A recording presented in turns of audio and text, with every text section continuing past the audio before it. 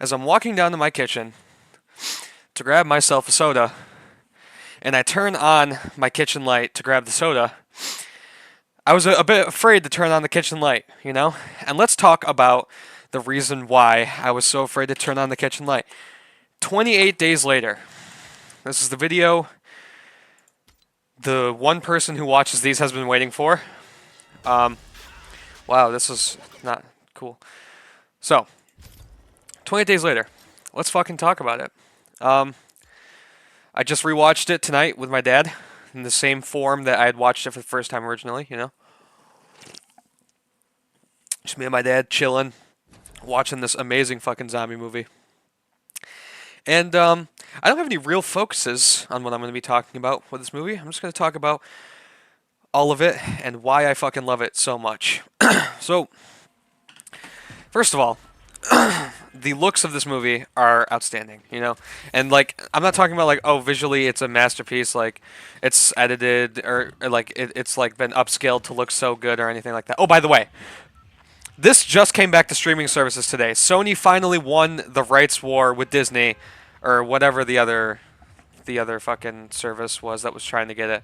Sony finally won the rights war, and it was available for purchase and renting on Amazon Prime Video today for the first time in forever. And you bet your fucking bucket my dad and I bought that shit. But let's talk about this movie, okay? So it looks great, you know, and that's not because it's been upscaled or it's like high quality or anything. For like pretty much 80% of the movie is just completely digital camera, you know? Like it's digital cam placed on a rig to kind of move it around and get some good cinematic shots without any severe shake or noticeable like change in camera work, you know? And the usage of digital camera in this movie is fucking great. It's good. It's used for all of its all the scenery shots and just most of the shots of the movie where it's just like characters interacting with each other and people getting to know the characters is all used in digital camera. And the only time that an actual camera rig is used, like an actual cinematic camera is used, is for scenes involving the infected. And I'll talk about that a little bit later, but you know, this movie, it feels very home-like, you know? And I think that is just one of the great advantages of this movie, and that's why this movie feels so scary, is because it looks so real, you know? Like, the digital camera really helps to solidify how real life this movie feels and how just normal it looks, you know? Like, if it weren't for the zombies, you wouldn't think anything special of any of those digital camera scenes in this movie, you know? Like, if you just saw a shot of Jim walking around London, you'd be like, oh, cool. Like, there's just a guy walking around in empty London. You know, you wouldn't think anything of it. It just looks real, you know? Before we get on to that, let's talk about the beginning of the movie. The scene where the fucking animal activists find their way into the laboratory and unleash the infected chimpanzee. Let's talk about the stupidity of that fucking scientist who said, the chimps are infected. The eye. So the activists, they're in there, like in the room or whatever, and they're trying to get the chimps out, and they're like, right, if you want to keep your fucking head on your shoulders, you're gonna shut the fuck up and do what we say. And the scientist is like, no, you can't. The chimps, they're infected. And then the guy's like, oh, infected with what? And then it's quiet for a second, and then, what the fuck, dude? And then you just hear, it's like, it's silent for a second, and then the fucking scientist just says, rage. Like, bro, this is not the time to be fucking around. This is not the time to be getting all cinematic. Just say they got AIDS or something, you know? Just say the chimps have AIDS. That's all you had to fucking do. And then the people would have been like, oh, shit, well, I guess we'll keep these cheeky monkeys where they belong, yeah? You know, like, all of this could have been avoided if you were not being a fucking idiot, you know? Just say they got Ebola or fucking smallpox or AIDS or some shit, and everything would have been A-okay, you know? But no. Rage. They're infected with rage. Like, you sold the bag, Brody. So, now that the chimps have been effectively let out because this fucking scientist sold the bag, um, you know, the virus spreads and ravages through London in 28 days, hence the title 28 Days Later, and um, the next scene starts with our protagonist Jim with his Jim and balls.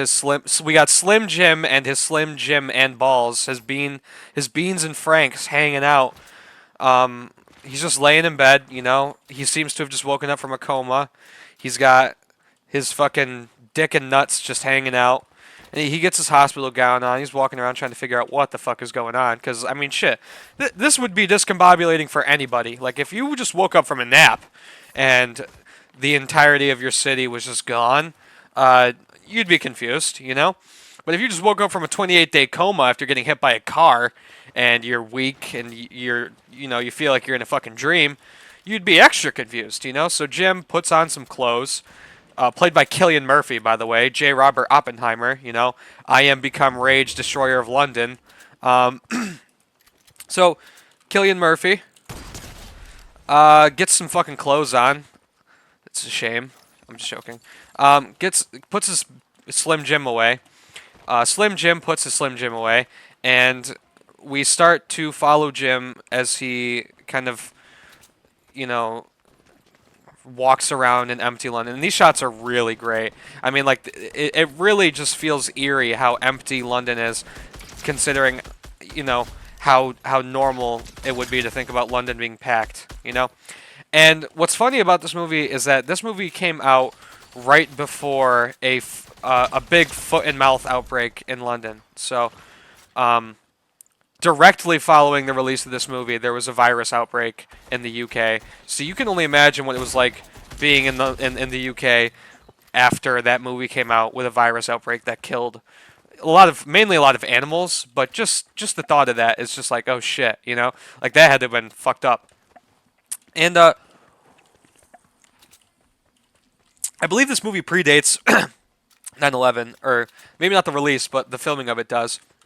Yet it captures the energy that was, I mean, not that I fucking know anything. You know what? Let's just skip the 9/11 stuff. I don't even know. I wasn't even born. It doesn't. Who fucking? I wouldn't know.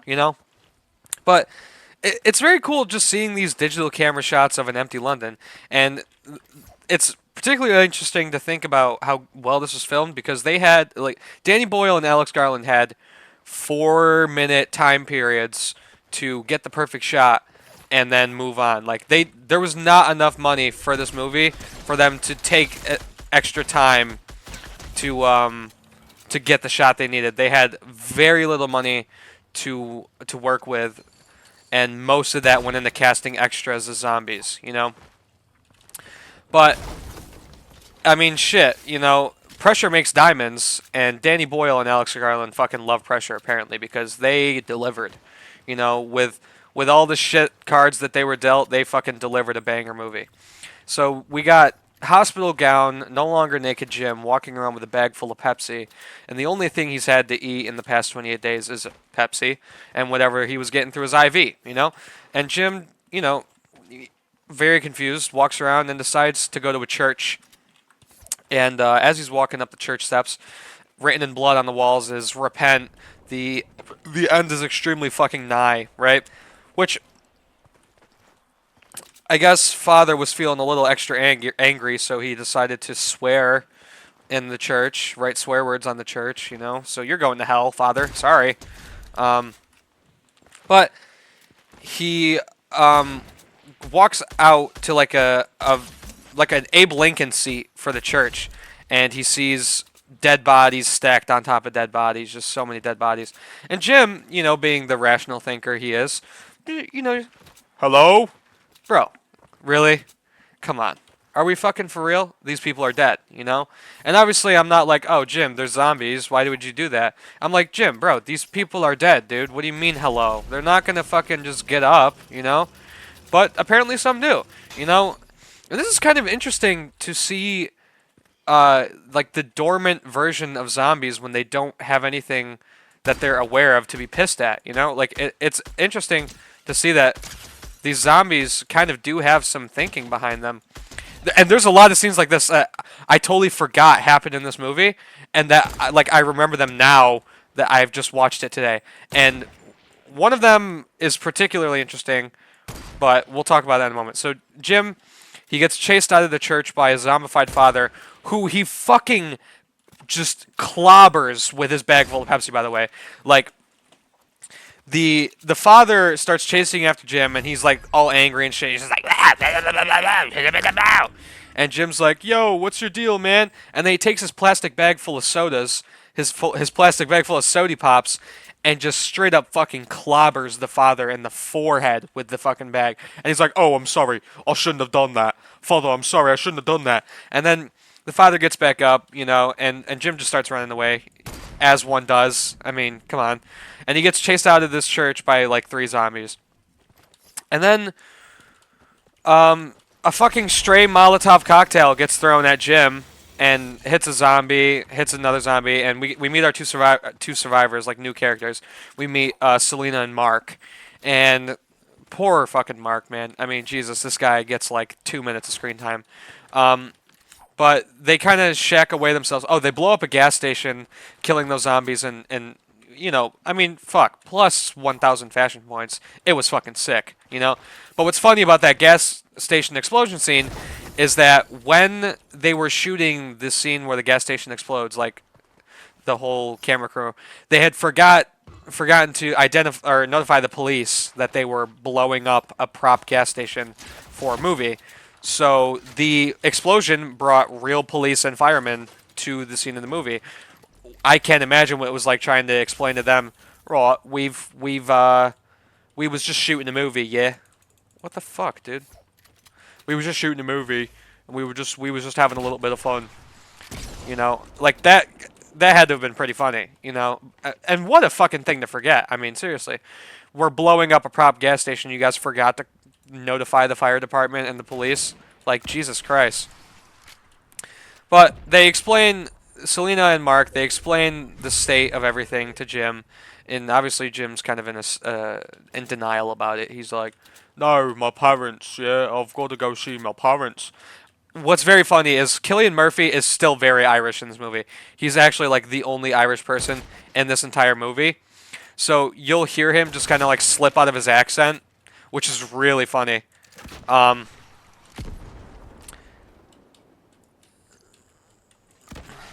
Oof. One second.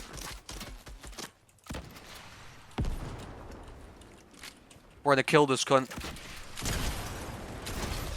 Alright, we're good. We're chilling. Oh, okay, sorry. We're back. I was saying, Cillian Murphy is, like, he's still... this is, like, one of his first movies, so he's, like, not quite comfortable with accents or whatever, so he still has a thick Irish accent in some scenes. I don't remember what phrase exactly, but he hits it full Irish, and you're like, "Oh, this guy's Irish? I thought we were in London," you know? It's pretty funny, you know? But Cillian Murphy, or Jim, he's like, "Yeah, I want to go see my parents. Do you think you guys can go with me?" And they're like, "Yeah, we'll take you to go see your parents, but 2 rules. We only travel during the daytime, and we only travel in numbers." And this is really interesting. In 28 weeks later, these zombies are just comfortable running out in the day. Like, they just kind of forgot about this whole trope later on in the movie as well, where, like, zombies don't go out in the day or some shit like that. You know, and I'm glad they did, because there's a lot of really great scenes that happen because they forgot about that. And there's also a lot of really great scenes because they keep up the zombies at night trope, you know? And, you know, they travel across, they go to Jim's parents' house, and Jim finds his parents dead in their house. But they're not dead from the infection, they're dead because they killed themselves, you know? And there's this heartbreaking note left on a picture of Jim as a child, like a child photograph of Jim. And it says,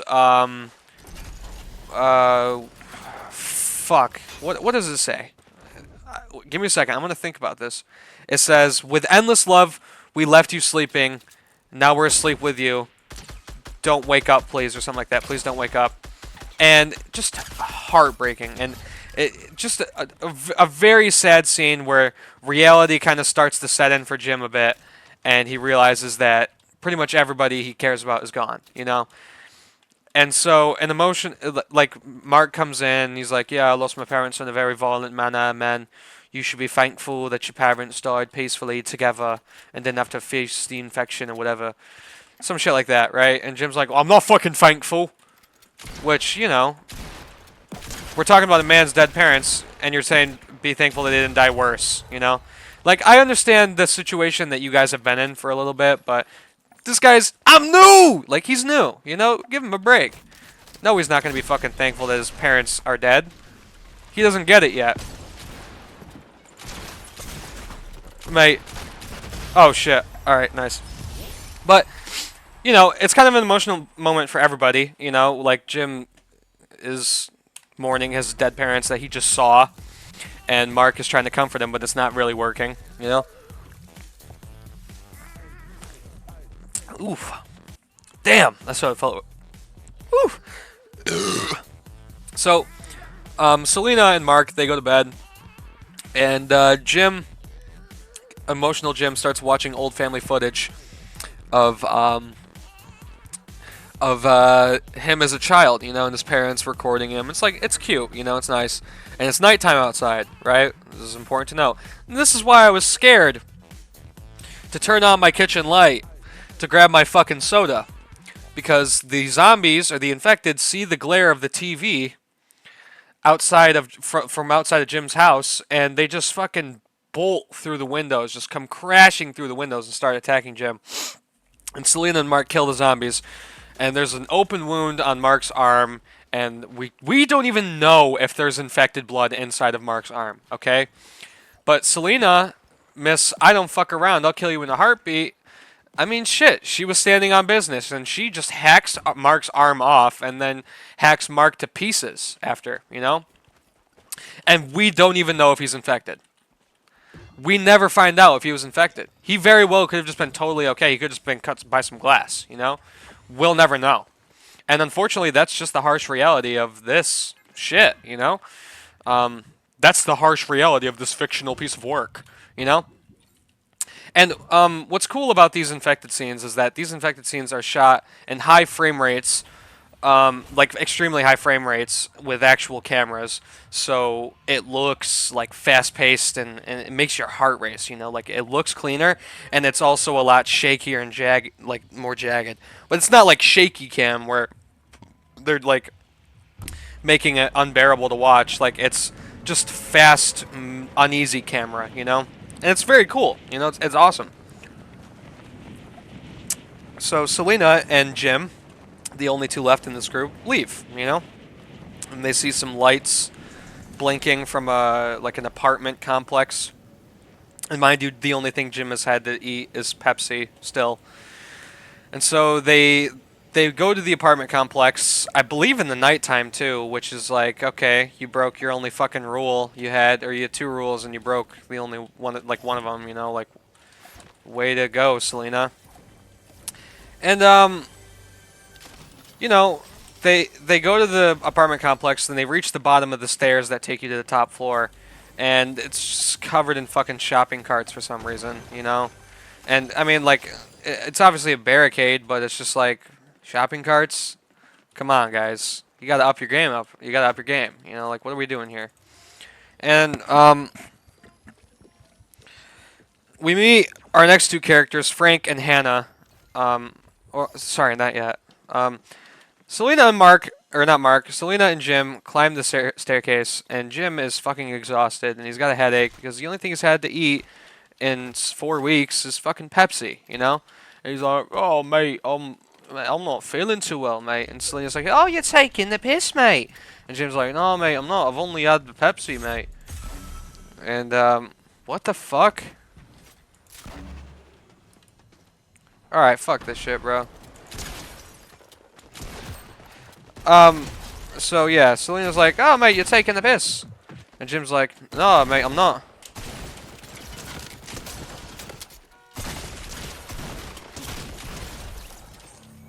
Wow, that was not how I anticipated that to be. And they're about halfway up the staircase, and Selena is like, "Do you want Pepsi or do you want whatever the British version of Seven Up is, you know?" And he's like, "Oh, mate, actually, have you got Tango?" And then the zombies hear the word Tango and they just come fucking running. And I see that and I think to myself, I'm like, damn, this shit must be good. Like, let me get some. I want some fucking Tango.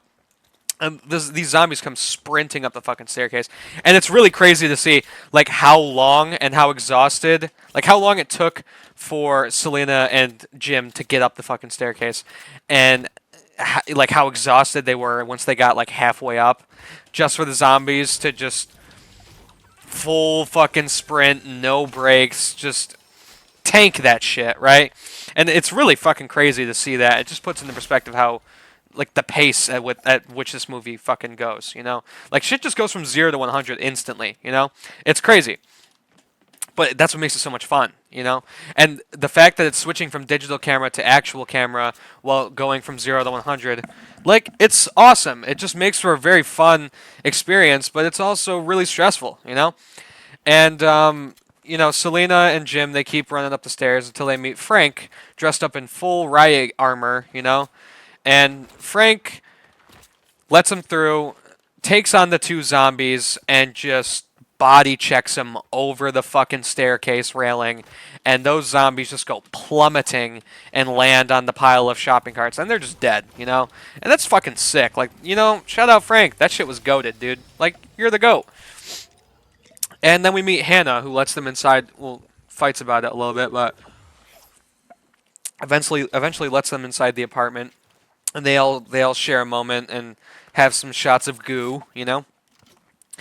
And yeah, let's see what comes next. Oh yeah. They need to leave because Hannah and Frank have no water.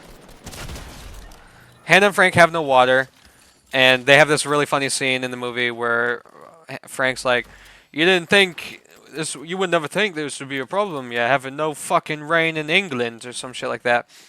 Very funny, you know, because the weather is fucking garbage there.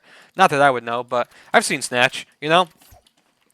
It's a pretty funny scene. I thought it was funny, at least. It's intentionally funny. Also, on the scene where they're on the roof and Frank is talking about how they have no water and they're like collecting water with buckets. There's also laundry baskets on the fucking roof to collect the water. Like, really? We're collecting water with laundry baskets, buckets with holes in them. Come on, guys. Pretty funny stuff, you know. And so Frank shows them this radio message that's been happening, where it's like a group of soldiers who have been broadcasting a message to lure in survivors to protect them or whatever, you know. And Frank's like, all right, we're gonna go to them because we've got no water. Yeah, but we've got a car, so we can take a car and we can go to them. Yeah, and they'll protect us because we've got nothing else we can do yet. So they do, and they set out on the road, you know, and I'm going out the country, tell me she wanna go. Like, they just go on a fucking road trip, you know? And there's a couple of really, like, fucking depressing shots of, like, just zombified UK. I mean, not like zombies running through the streets, more just like there's this really good scene where they all pull out of the parking garage, and as they're driving by, we get like a road, like a shot of the road from the road, like the side of the road POV, and we can just see like a dead guy on the side of the road looking at not looking at the camera, like his eyes are closed and his mouth is open, but it's just like, holy shit, like this place is fucked, you know? And it's a really depressing shot. And it's like sad because like we don't know this character, but like he very clearly met a horrible fate, you know. It's crazy. It's a good shot, and as they are driving around, they come to a point where they need to take an underground tunnel to cross the London River. Maybe that's what it's called. It's a river. I don't know what the fuck the English Channel, is that what it is? The English Channel, whatever the fuck it's called. I don't care about the UK. They can take that and it will cut their trip time in half, or like they can take the underpass shortcut and they'll cut their trip time in half, or they can just go the rest of the way safely. And they, of course, they take the fucking shortcut because white people always have to take the fucking shortcut, you know? And there's this really funny scene where Jim is like, you know, this is a fucking bad idea. You know why? Because it's very fucking obviously a shit idea. And, like, the viewers are just like, yeah, this is a fucking really stupid idea. Shout out Jim, the only guy with fucking common sense in this group. You know? And Jim's not, he's not driving the car, so it's not up to him where everyone's going. But it's just a funny scene, you know? Because Jim is, like, the only person who seems to be aware of the fact that this idea is fucking garbage, you know? And he... It's funny that Jim is the person to say that because we're kind of experiencing this movie from the point of view of Jim, you know? Like, we know just as much about the virus and the infection as Jim does because we're not in this universe, you know? We're not in this fucking movie. Wow. And Jim just woke up from a coma, so he doesn't know anything that had happened prior to us waking up through him, you know? And Jim is kind of speaking the minds of the viewers by saying, this is very obviously a shit idea. And we're all thinking, yeah, this is a fucking terrible idea. What are you guys doing? And thus, the scariest scene of this movie is born. We get into the underpass. We see a dead guy in the road. And they think, oh, yeah, we'll just keep on driving, yeah? Things all peachy clean and things are looking great, yeah? No, dude, no. There's a bunch of broken cars, there's a wall of broken cars, and Frank decides, yeah, let's fucking drive over it, dude. Matter of fact, let me step on the gas a little bit, and let's drive over it. They get some airtime, a tire pops, and these guys just transform into a fucking pit crew with the fucking drop of a hat, you know? I mean, they're all outside working on the fucking tires. We got Hannah working her fingers to the bone to get the fucking tire changed. We got Jim and Selena being scared, right? And we start to hear some scurrying happening. And the view, I mean, we think, well, fuck, you know? Here we are, guys, in a car with a tire missing, and we're hearing scurrying in an underpass where there's no light, right? And it turns out it's just rats, and we're like, okay, it's just rats. And then we see, in the form of silhouettes on the wall, oh, fuck. In the form of silhouettes on the wall, we see the silhouettes of the infected dead sprinting towards the crew, right? And we're just thinking, well, fuck me, mate. You know, fucking hell, the toilet's not even on yet, and we've got fucking infected chasing after us. It's scary. It's fucking really scary. They get the tire changed in time. They get out. And there's another funny scene where we kind of get to see what the zombies are like when there's nothing to be pissed at. Like, as they're driving away, we just kind of see the zombies stop running, and they just kind of look like confused. Like, they're just like normal people for a second where they're just like, oh, well, we've got nothing to be pissed at. Like, what you guys been up to recently? You know, they just start walking around. They're just chilling, you know, and then, you know, that's it. But it's just funny. Like, it's just funny to see what these infected are like when they have nothing in their direct vicinity to be angry at, you know? It's pretty funny stuff. We get, like, a cool shopping montage, and, you know, they're all stocked up on supplies. It's like a nice, fun moment where they're all just, like, kind of hanging out, stealing shit from the store, and they end up on English countryside, and like the whole crew, like Jim, Frank, all them, you know, they end up on the English countryside, and they're you know, having a picnic. They see some horses. It's like nice, you know, and as they're going to bed, like everyone's kind of on edge. So a couple people, like Jim and Selena, take some Valium to go to sleep easier, and we get this really interesting scene that happened. Oh, shit, I almost forgot about this. After the shopping scene, they stop at a burger place, like a restaurant, like a diner, and Jim goes inside for some fucking reason. They mainly stop for some gas, you know, but Jim goes inside, and he fucking kills this infected kid, right? Like, the kid's infected, whatever. But the kid says, I hate you. And the viewer, like, I'm watching that, and I'm just like, what? These fucking things can't talk. Why did that kid just say that? Now, I'm not much of a theory man, but I think they're going to play off of that with 28 years later. That's going to be like the first variant zombie, like mutated zombie, that's kind of like that had been introduced to audiences besides Don.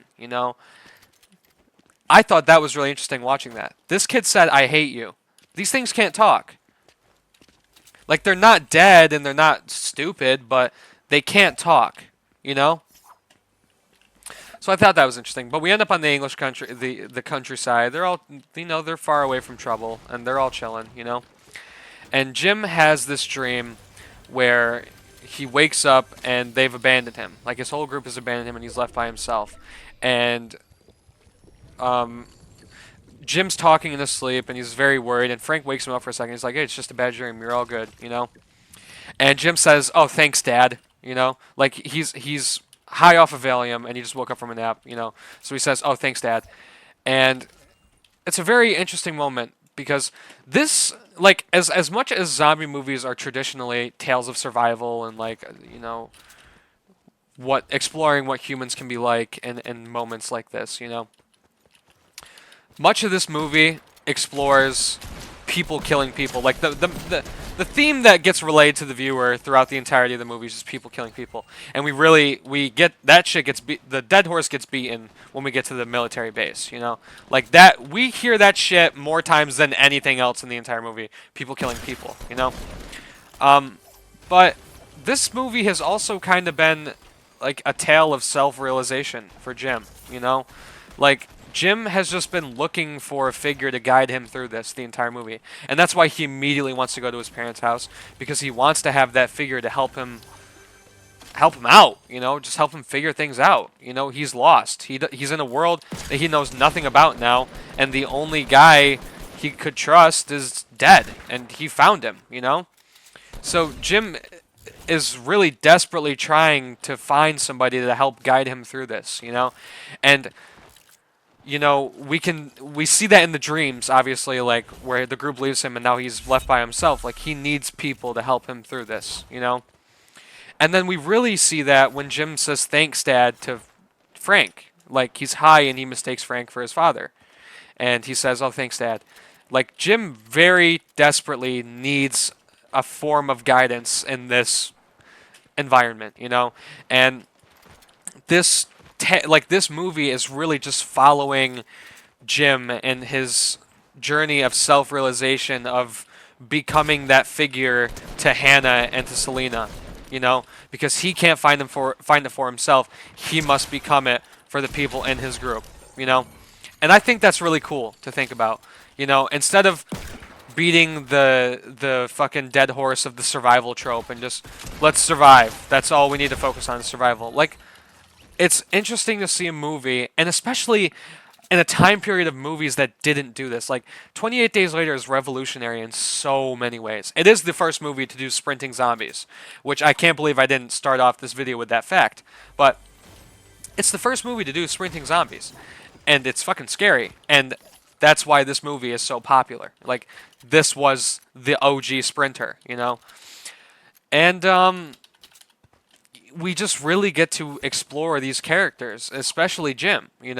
Like we just get to watch him kind of change and become a guiding figure for Selena and for Hannah. And it's great. It's really great. But what else? Sorry, gotta get a sip of soda.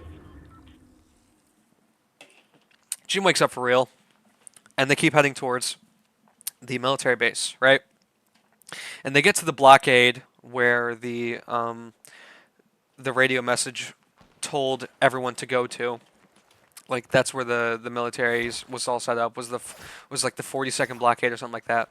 And they get there and there's nothing. And Frank is fucking pissed, right? Like he is very angry. And Selena's like, "All right, Frank, we got to go." And Frank's like, "Go fucking where?" Right? Like it's funny, but it's like, these people got nothing else. And Frank takes a moment and steps aside from the group, and he's just like pissed. And we see a bird, like I think it's a crow or maybe a raven, on top of one of the part of the scaffolding that makes up the blockade. And there's a dead body also up there that the crow's kind of eating. And the crow keeps cawing, and he's like, "Ah, ah, ah!" And Frank bangs on, like, he stands up and he bangs on the wall to get the crow to shut up. And a drop of blood falls from the dead person into Frank's eye. And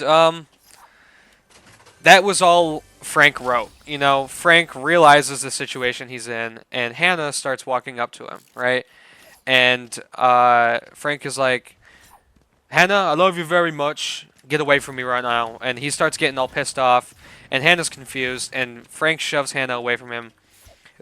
And Selena comes over, Jim comes over, and Frank starts tweaking, like full scale crash out, you know? Starts fucking absolutely tweaking. And fucking Selena's just like, Jim, kill him, he's infected. And then Hannah's like, no, don't kill him, he's my dad. And fucking British military comes in, swoops Jim's kill, steals it. Jim's pissed because he didn't get to kill anybody else. His only kill to date is this fucking infected child, you know? And the military just kind of bring Jim and Co. back to their base. And we get to meet all of the players at this military base. We have this officer who leads them all, who looks remarkably like Ralph Fiennes. Like, I say, this guy looks like Ralph Fiennes' younger brother, you know? And we got a whole other cast of military agent guys, just like fucking crayon eaters, you know? Just, they're really dumb, you know? And then there's like this one old agent. I forget the names of all of them, but it's fine, you know? Like, you don't really need to know any of them. They're not really that important, and they're hardly in the movie at all. But some of the strongest points of this movie really happen in this scene, or in this act of the movie where they're stuck in the military base, you know. And the leading commanding officer takes Jim around for a tour, kind of separates him away from the girls, and he shows Jim that they have a zombie chained up in their backyard named Mailer. And let me tell you something, guys. Mailer likes to fucking party, okay? This guy is a fucking party animal. And he, you know, like the commanding officer's like, oh, we're going to see how long it takes for the infected to starve to death, and that's why we got Mailer chained up. You know, he was one of us, but he got infected, and now he's chained up, you know? And they have dinner, and these guys are just, like, acting like a bunch of fucking dickheads, yeah, absolute penoses. We're locked in.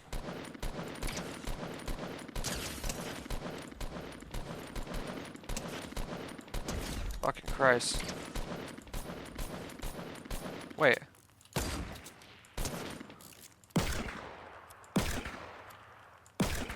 Mate, you're taking the piss.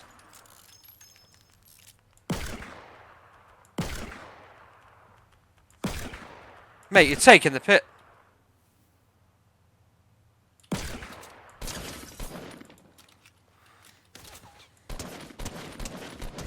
Jesus Christ. I don't know why the fuck that took so long.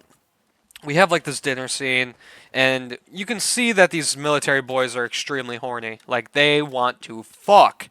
And that's why the girls are there, you know? That's the only reason why they really brought Jim and the girls back, is so they can get rid of Jim and fuck the girls, you know? And Hannah's a teenage girl, by the way. So, like, they don't even care that this is rape.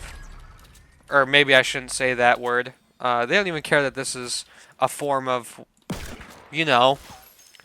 They just want to fuck. These boys are horny, and they don't want to fuck each other because they're, you know, they don't swing that way, but they want to fuck something, you know? Fucking Christ.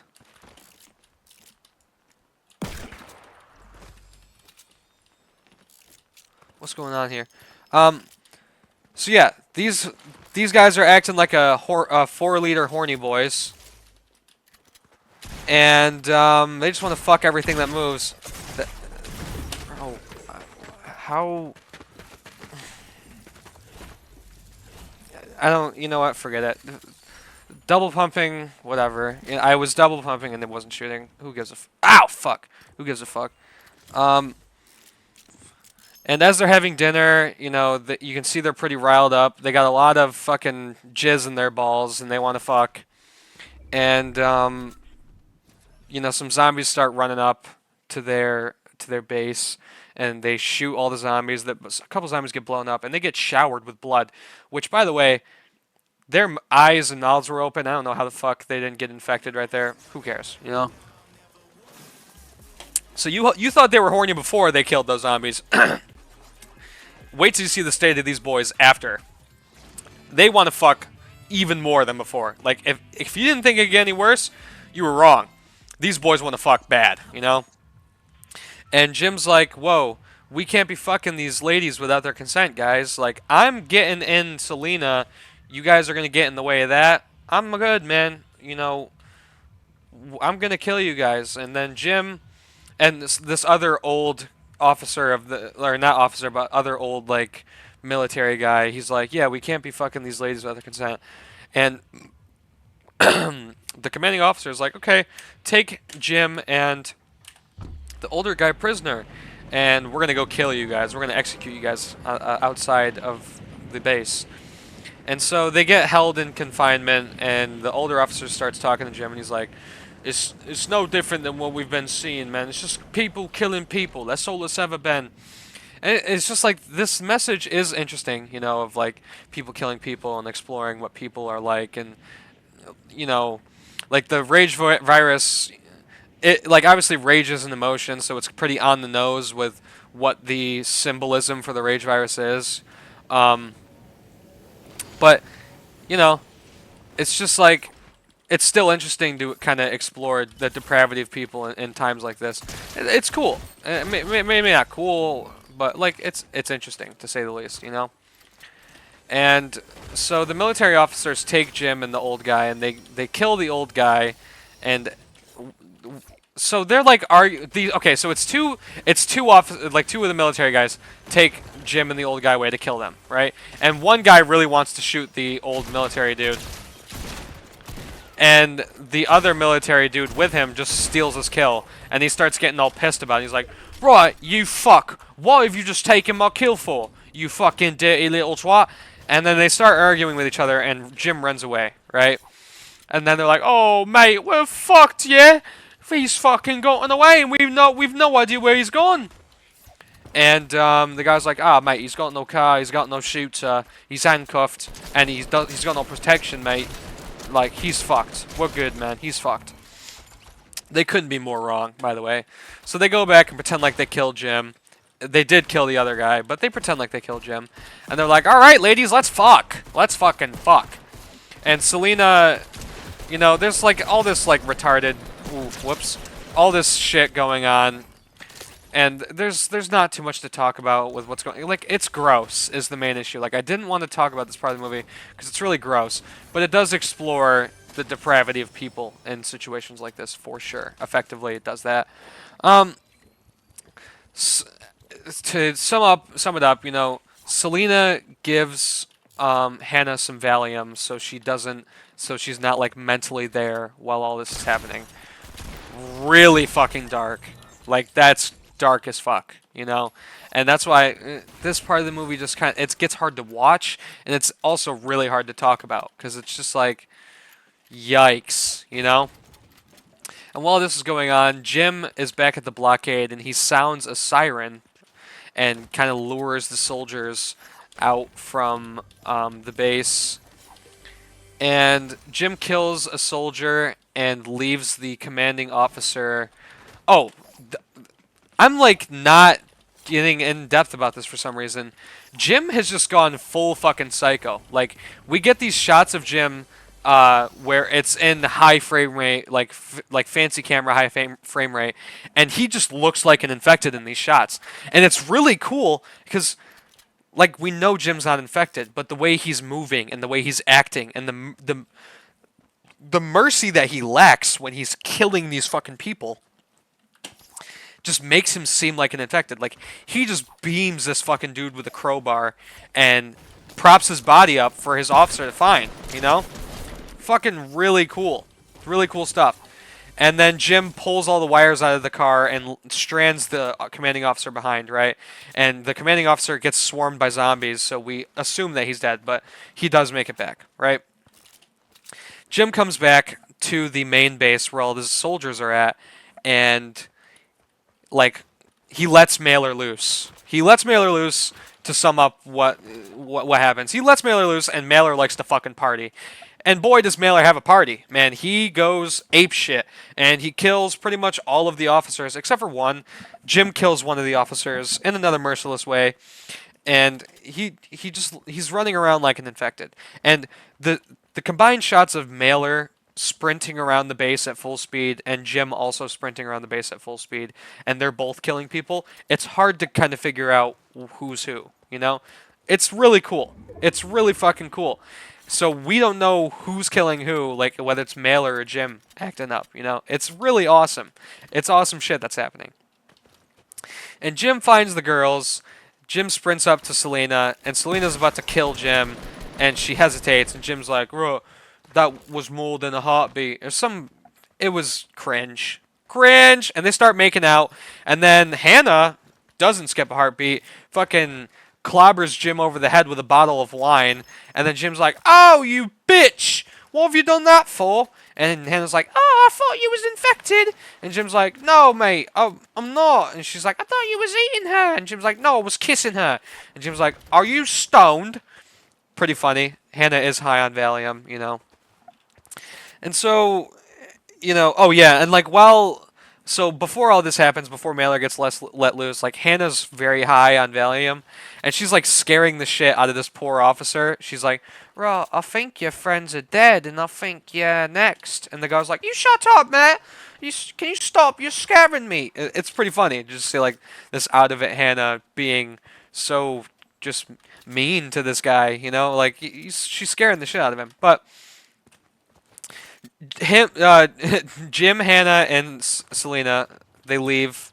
They're about to be leaving to safety, and we see that the commanding officer is waiting in the car that they are about to escape in. You know, and the commanding officer that Jim left behind at the blockade shoots Jim in the abdomen, and we're like, "Fuck!" Like, oh shit, Jim's got shot.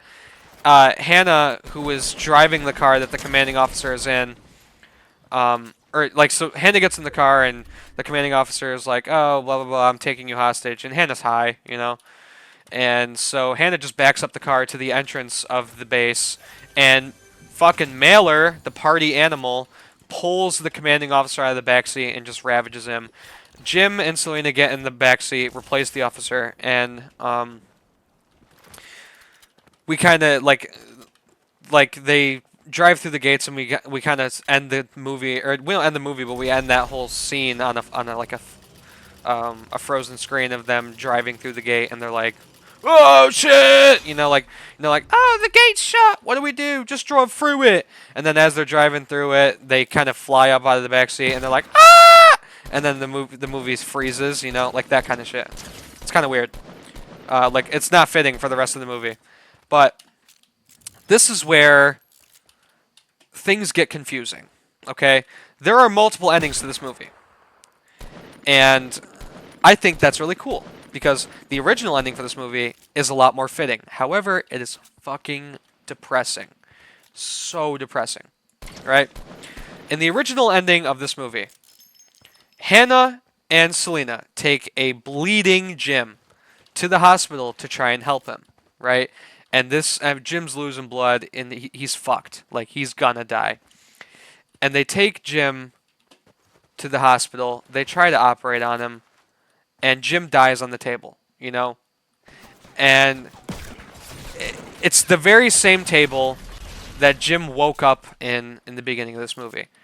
So it's kind of like a full circle moment where Jim woke up lost, confused, and he died not confused. He died with purpose, he died with reason, and he died feeling fulfilled, knowing that he saved Selena and Hannah from this unfortunate fate that they would have met, you know?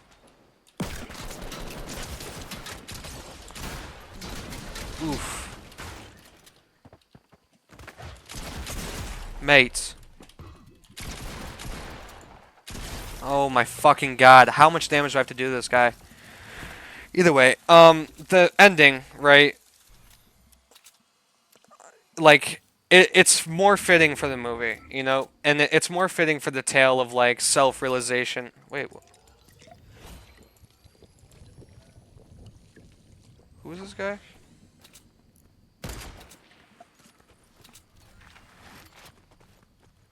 Who am I spectating? This guy might be. No, never mind. Jesus Christ. I'm fucking stupid. Just forget I was saying anything. But this movie is. This ending is more fitting for the whole movie. You know, for the whole like self-realization tale and Jim's journey through like everything. You know, he wakes up lost and dies in the same place that he woke up in, feeling more complete, feeling that he's fulfilled his purpose. You know. And Selena and Hannah make it out to the countryside. You know, all those infected have starved to death, and they eventually like we end on like a hopeful note of them like a plane passing over, and they see Selena and Hannah. You know, and that's a good ending for this movie where Jim dies. But it was so fucking depressing that they just changed it. Like they just straight up changed the ending because it was that fucking sad. You know. Instead, we get a dream sequence of Jim in the hospital, like being operated on, and then Jim wakes up in the countryside with Hannah and Selena, and they all like a plane passes overhead, and they all get seen by the people coming in. All the infected have starved to death. You know, it's a happier ending. It's a less bleak ending than the original one. You know, and I mean. Personally, I prefer the ending where Jim dies. You know, like it just works better. Obviously, it's more sad. It's really terrible, but it just does really work, you know? And it really helps bring home my point of this being a tale of self-realization more than anything, rather than survival or rather than exploring the depravity of people. It's more of Jim figuring out who he needs to be in this movie or like in his new life, you know?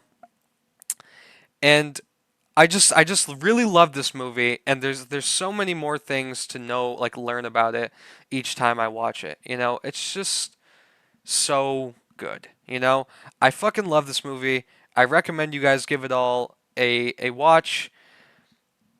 I kind of just went through the whole movie for you guys, but shit, you know, it's all right. Anyway, that's all I got to say about it. Thank you for watching. Peace out.